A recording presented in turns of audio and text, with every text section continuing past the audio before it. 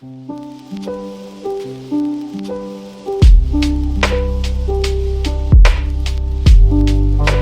to some people, they might see this yellow notepad and in their mind they might associate it with, oh, it's a cheap notepad that you just buy from the store. It's not really a big deal. It's not really the nicest writing material. It's not the most ideal thing to write on. There's nothing really that special about it. But to me, these yellow notepads have such significance that I never really thought about until recently. I was recently walking through Office Depot trying to get creative inspiration because things I do for fun is wander around office supply stores, looking at all the things, getting inspiration. And I came across the aisle with these yellow notepads. And in that moment, I was reminded of a childhood memory that left such a huge impact on me. And I realized these yellow notepads to me are such a symbol of possibility and of dreaming and ideas. And the reason why is because when I was younger, so this all came back to me recently because my dad has been rewatching all the Star Wars movies, and the way we watch movies now is through streaming services. But I remember the days back in my day when I was younger, we would watch DVDs. And I remember it was so exciting when the DVDs would come out and they had all these special features. They had behind the scenes, there were interviews, there were deleted scenes, there was alternate endings, all these cool things in addition to the movie itself. And I loved the special features. I loved seeing the interviews, seeing how movies were made, behind the scenes, a little glimpse into how they made the movie.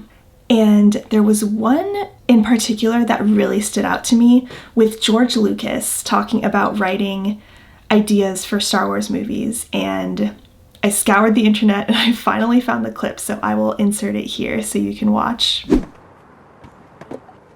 that way. This is the 1st of November, 1994. Today is my first day of writing the new Star Wars series. Took my kids to school this morning. My oldest daughter was sick all night.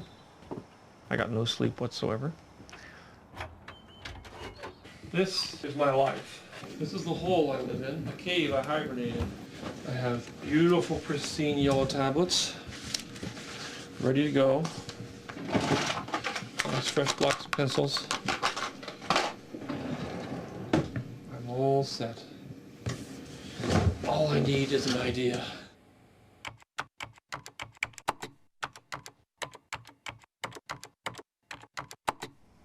The original notes and the original outline are, I don't know, 15 pages. This whole early part was written to set up the films that were made. I had to sort of figure out who everybody was, where they came from, how they got to be where they were, and what the dynamic relationships were between everybody. There is drama inherent in it because there is a lot of betrayal and a lot of things like that going on. But a lot of the subtleties of the story and the intricate weaving of themes and everything hasn't really been done at all. This book was put together when I was, actually I was writing, I think I wrote graffiti in this book actually. I wrote graffiti and all of Star Wars in this book.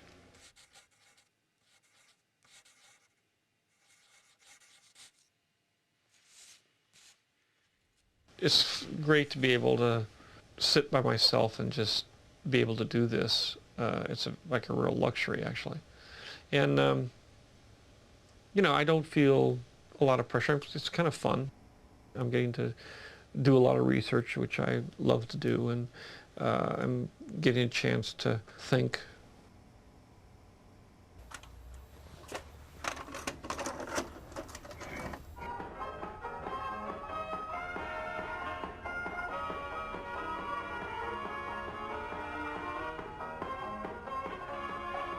How did I do that?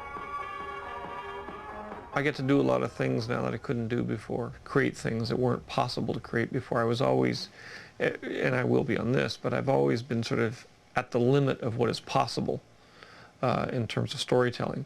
Things have advanced so far in the last 20 years in terms of your ability to portray things on the screen that were just literally impossible before.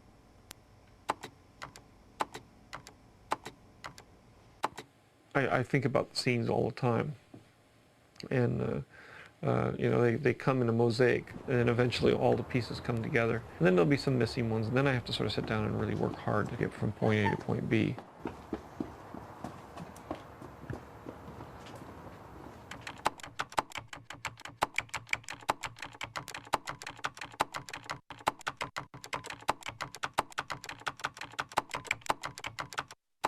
My oldest daughter was born during Jedi. Since then, I slowed down quite a bit, and I focused more on my family. This is going to be the first time I go back and try to do a movie of this scale with this much intensity. It starts with me sitting here doodling in my little binder, but it ends up with a couple thousand people working together in a very, very intense, emotional, creative way to pull it off. And, it goes from my nannies to the producers to the camera crews to ILM. I mean, it's all over here. It's just a dream. It's just a kind of a thing that I can sit here and do and say, wouldn't it be great if? And then pounding that into reality takes a huge amount of effort. The reason this left such an impact on me was because at the time, I would go to the movies and you sit in the movie theater, you see this movie on the screen, and it's so iconic, famous actors, amazing special effects, storytelling. Everything is just so polished and so well put together. And then we see at the end of the movie all the credits play of all the list of all these names of people who were involved in making the movie. And when you watch these movies in the theater, you get this sense of, okay, I'm the viewer sitting in the chair. Those are the filmmakers, the people who made it all happen. It's this magical, amazing experience. Hollywood, tons of money, production, all these people that went into it. You feel like it's this unattainable, impossible thing. And then to watch the DVD special effects of, oh, George Lucas is just a normal guy. He's a dad dropping his kids off at school. He's going to sit at his desk and write with these cheap yellow notepads and pencils, and he's slumping down in his chair like, I need to come up with an idea. What? Like, this just peels back the layers of he's just a person and we're all just people with ideas, and we just have to sit down and write down our ideas and then do the consistent work and effort to bring these ideas to life, to bring our dreams to reality. I think it's just so amazing to show what's possible. It really just reminds me that everything starts out as an idea. The most iconic movie franchise of all time just started out as an idea that someone had, jotting down their notes on a piece of paper. I think it just blew my mind so much to see this when I was younger, thinking, oh, those are just yellow notepads that we actually have lying around the house. And that's so crazy that the creator of Star Wars is talking about these ordinary things that all of us have access to. And another thing is this video that he was interviewing in is 1994. So I was 4 years old at the time when he was writing that. And it was for the newer Star Wars, the Star Wars Episode 1. But I remember going to theaters, seeing that, and then I remember hearing my dad talk about when the original Star Wars, like 1970s came out. Everyone was so blown away by the special effects. It was so revolutionary at the time. And it's so interesting to hear George Lucas sit and talk about how he has these ideas and the technology has advanced so much, and what's possible now, or what was possible at that time, far surpassed what was possible in the past. And it makes me think of the timeline until today, 2021. And I think as creative people, we can easily take it for granted, all the tools that are available to us, how easy everything is now that was so impossible before or took so many years to produce. So let's not take it for granted. All the amazing technology we have available to us, all the tools, the ways that we can bring our dreams to life. But I think what the roadblock for many of us is we don't allow ourselves to simply sit down and dream and just think of an idea and write it down and think, where can I take this idea? I think too many of us, all of us could be George Lucas's. Like, how many amazing geniuses with these brilliant ideas are walking around, but when we get to that chair and we have the idea and we sit down and we slump back in our chair and we're like, I just need an idea. And then we just take our phone and we start scrolling on social media, or then we get distracted and we go outside, or we go hang out with friends and we go drinking, and then we kind of leave our ideas just festering somewhere deep down inside of us that never get brought to life because we never actually sat down and put the pen to paper. So just something to think about is, don't take it for granted whatever dream that you might have. Look at the example of George Lucas and imagine Star Wars just never being brought to life because maybe he just could never follow through on his ideas, or maybe he had writer's block and he looked at this blank yellow page and he was like, he started writing Star Wars and he got to a point where he's like, you know what? No, this is never gonna happen. Imagine. But that didn't happen, and Star Wars became one of the greatest movie franchises of all time, just because a guy sat down and wrote an idea, and then it grew to what it is today. Okay, it's approaching sunset time, and my little brother just got home in the van, and it was like shining light weirdly into my window, so I had to make some adjustments. So we're back. But yeah, I just wanted to share those thoughts about George Lucas and just the creative process and filmmaking, because I think it's really eye-opening for many of us to kind of look at the process of what did other filmmakers go through and people creating something, what was that like for them, and then to kind of think, oh, we're all just humans, we're all just going through life, we have ideas, we just have to take action, consistent hard work to make things happen. Another thing I remember being so inspired by when I was younger, watching the movie Signs by M. Night Shyamalan.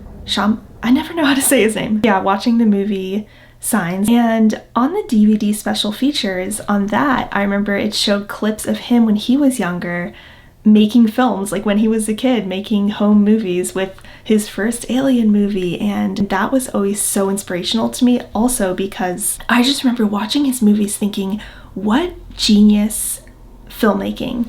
And I love the fact that he always appeared, he had a little he had a little appearance in all his movies. So he was an actor, he was a writer, filmmaker, producer, all the stuff that he would do. I loved that he included his little home movies when he was younger into these DVDs because it shows people like me, oh, when I was younger, I would do the exact same thing, like me and my brother, using the family camcorder to make movies, and we would make these little Lego movies, and we would get Legos and like make these animations of moving the legs one by one and telling stories. But yeah, that's just what I want to leave everyone with is think about what dreams you want to bring to life. We all have so much potential that I think we sell ourselves short in. And I think we all self-sabotage and we have a lot of self-doubts when really we should look to these filmmakers for inspiration and other artists and people doing amazing work to think, wow, they did it and they're just a human being just like you and me. There's a Steve Jobs quote that I heard once. When you grow up, you tend to get told that the world is the way it is and your life is just to live your life inside the world. Try not to bash into the walls too much. Try to have a nice family life. Have fun. Save a little money. That's a very limited life. Life can be much broader once you discover one simple fact. Everything around you that you call life was made up by people that were no smarter than you. And you can change it. You can influence it. Once you learn that, you'll never be the same again. So I think when I was watching that DVD when I was younger of George Lucas, realizing he's just a guy with a yellow notepad and some ideas sitting at his desk, and it kind of opened my eyes to what Steve Jobs is talking about of, oh, he's, in a way, these films are made by people no smarter than you and I. It's like, we're people, we have an idea, we bring these ideas to life, and everything you see around us was made by other people. And I think that's really inspiring. And I think we can kind of separate ourselves from, oh, those are the geniuses, the brilliant people, and then we're just the people living in the world. But we all have the power to make brilliant contributions to this world. So yeah, I just hope everyone is inspired to start bringing your ideas to life. So that's going to be it for this video. Thank you so much for watching, and be sure to subscribe to my channel if you haven't already and hit the bell icon to be notified of new videos every time I post, and I will see you in my next video.